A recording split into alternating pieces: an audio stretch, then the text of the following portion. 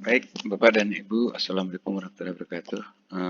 Saya akan mencoba sedikit menambahkan atau kita berbagi input tentang e-kinerja dari hasil kita tadi sudah mendengarkan sepintas tentang pembuatan RHK.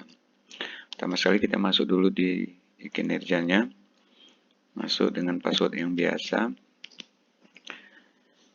Ya, pertama sekali ini untuk RHK kepala sekolah karena memang tidak ada RHK intervensi dari dinas, sehingga kita membuat RHK kepala sekolah itu sesuai dengan tupoksi dari kepala sekolah itu.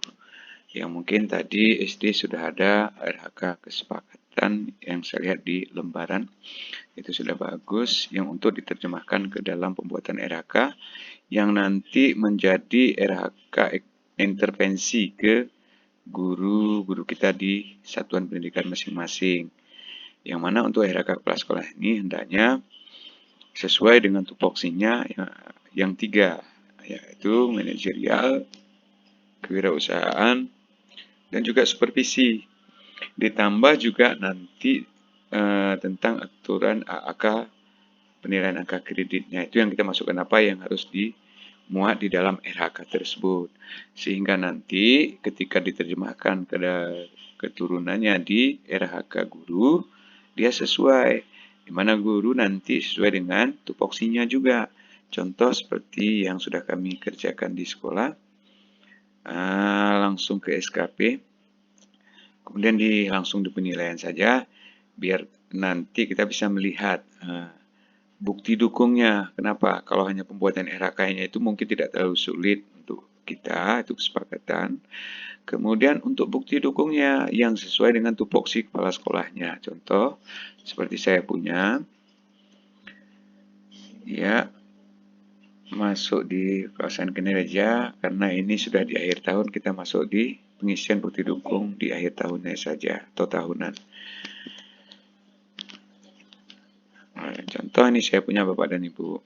Pertama, saya membuat RHK-nya meningkatkan kualitas pendidikan dasar. Ini penugasan dari Kadis gitu. Kemudian indikatornya apa? Terlaksananya tugas manajerial kepala sekolah. Apa aja tugas manajerial itu? Itu boleh kita lihat dari Permendikbud nomor 18 18 ya tahun 2018. Nomor 8 tahun 2018. Apa aja Bapak dan Ibu? Itu kan tentang perencanaan program, dan juga sampai ke 8 standarnya itu. Jadi biar kita mudah, apa bukti dukungnya? Nah, kalau saya muat perencanaan di awal tahun itu apa? Seperti ARKAS, kemudian ini seperti KOSP, nah, kemudian untuk yang RHK keduanya, dokumen pelaksanaan program kerja sekolah dalam penyelenggaraan dan pengelolaan sekolah. Apa dia? RHK turunannya, terlaksananya program sekolah. Apa bukti itu? Program kepala sekolah, ini satu laporan. Lanjut, terus kemana lagi? Laporan kewirausahaan dan evaluasi sesuai dengan ketentuan. Apa dia? Terlaksananya program pengembangan kewirausahaan dan evaluasi sesuai ketentuan. 2 laporan. Pertama, program yang kalau tadi ini program sekolahnya ya. Kalau yang di atas tadi apa? Program kerja SMP negeri. Program kerjanya. Kemudian apa? Refleksi dan evaluasi IKM PSP. Karena kami sudah di akhir kemarin tentang kewirausahaannya itu sudah masuk juga, dan evaluasinya itu yang saya gambarkan. Karena kewirausahaan ini tidak hanya hubungannya dengan income ke sekolah, apa yang bisa menghasilkan uang. Seperti kalau kita ini ya dagang. Bukan itu saja Bapak dan Ibu. Tapi bagaimana upaya dari kepala sekolah itu untuk memajukan sekolahnya. Upaya memajukan sekolahnya itu dia Bapak dan Ibu. Dan juga meningkatkan mutu. Terus lanjut ke RK selanjutnya. Dokumen pengembangan diri bagi pendidik dan tenaga pendidikan. Terlaksananya pengembangan diri bagi tenaga pendidik dan kependidikan. Apa bukti dukungnya? Itulah ya, sertifikat tentang STPL kita. Kalau kami seperti kemarin ada tentang pembelajaran PSP, Dewan Komite Pembelajaran. Terus apa? Pelatihan di PMM. Itu ada sertifikat masukkan. Nah, seperti itu. Terus lanjut. Di sini apa? Saya masukkan laporan pengawasan pengelolaan keuangan sekolah. Seperti apa? BOS, DAK, dengan yang lainnya. Apa itu indikatornya? Terlaksana program pengawasan pengelolaan keuangan sekolah. Nah, seperti BOS, DAK, dan lainnya. Apa saya mau di situ? Dua laporan. Laporan BOS kinerja dan laporan BOS reguler. Karena kami ada dua. Kemudian lanjut ke berikutnya. Terlaksana tugas pokok supervisi kepada GTK. Apa dia nanti laporannya? Program supervisi, kemudian bukti dukung supervisi. Itu yang kita masukkan. Jadi, untuk kepala sekolahnya itu jangan terlepas dari tupoksi kepala sekolahnya. Sesuai dengan Permendikbudnya. Demikian juga untuk gurunya. Jadi nanti gurunya itu mudah untuk menerjemahkan RHK-nya dan indikatornya. Contoh, relevansi RHK kepala sekolahnya dengan gurunya. Ini saya masuk ke guru. Ini ke penilaian. Pemantauan evaluasi ini saya pilih gurunya ini untuk di tahunan. Sama seperti yang tadi Bapak dan Ibu. Saya pilih gurunya, salah satu saja.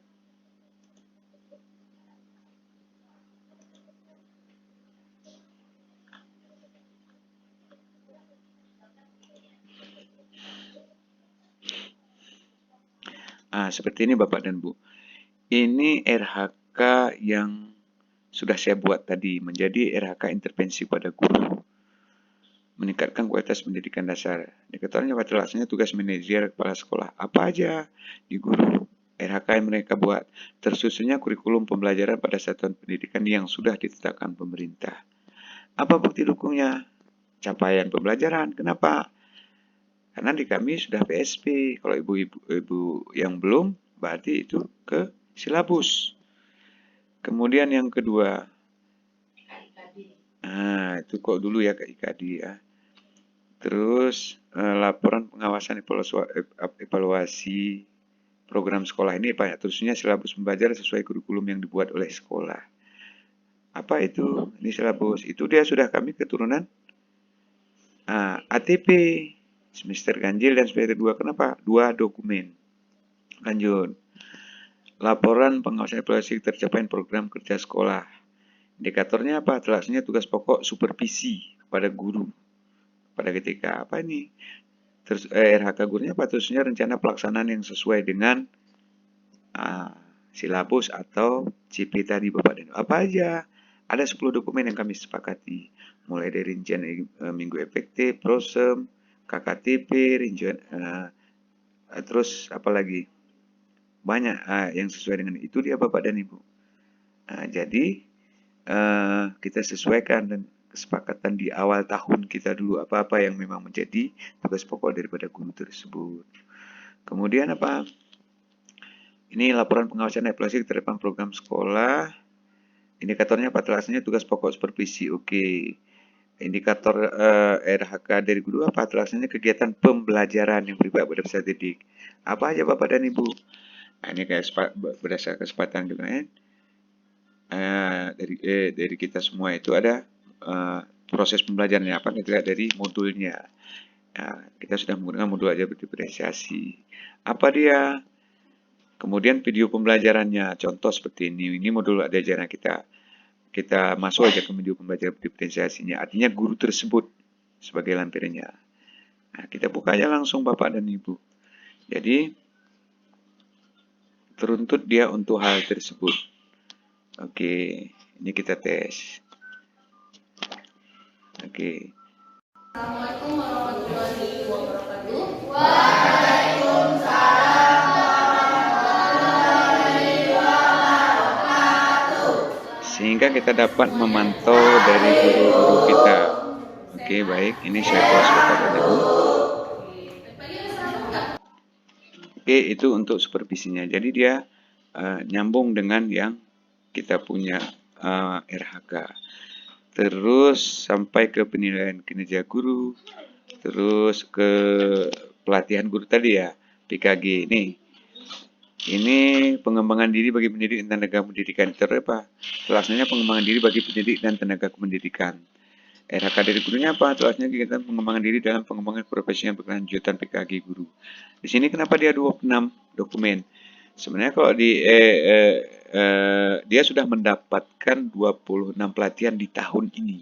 Jadi dia masukkan keseluruhannya. Sebenarnya kalau untuk penilaian angka kredit, kalau untuk pengembangan itu kan berapa per tiga ya angka kredit yang maksimal yang harus dimasukkan. Tapi kalau tidak dimasukkan di sini kan rugi. Kalau dia misalnya banyak, nanti tinggal pilih mana bisa untuk pembuatan dupa lampirannya. Semakin banyak semakin bagus. Kemudian tugas tambahan dia. Terus terakhir kita masuk di tambahan. Untuk gurunya itu dia masuk di apa? Anggota profesi apa? PGRI kah? Atau MGMP kah? Nah, jadi sampai sudah ke penilaian Bapak dan Ibu. Ini sudah saya nilai sampai akhir. Di mana kita sudah ada beberapa guru yang sudah kita nilai dan sudah kita keluarkan dan sudah ditandatangani untuk hal tersebut. Jadi ini sebagai tambahan kepada kita, di mana tadi mungkin untuk pembuatan RHK guru kan nggak sempat masuk Bapak dan Ibu. Intinya kita jangan lepas kalau untuk RHK dari kepala sekolah itu dari tugas pokok kepala sekolahnya ditambah dengan aturan pembuatan dari penilaian angka pendidikannya nanti ya, karena ini kita terjemahkan juga dalam dupaknya. Kemudian guru pun seperti itu, relevansi dari RHK interpretasi yang kita buat pada guru tadi ada relevansinya. Jadi itu saja Bapak dan Ibu, semoga ini menjadi tambahan buat kita semua sehingga pembuatan kinerja di satuan pendidikan kita tidak terkendala dengan saling berkoordinasi dan berkolaborasi untuk hal tersebut sehingga sampai akhir dari penilaian ini semua kita dapat ternilai dengan baik dan benar. Demikian saja Bapak dan Ibu, semoga membantu sesama kita. Terima kasih. Assalamualaikum warahmatullahi wabarakatuh.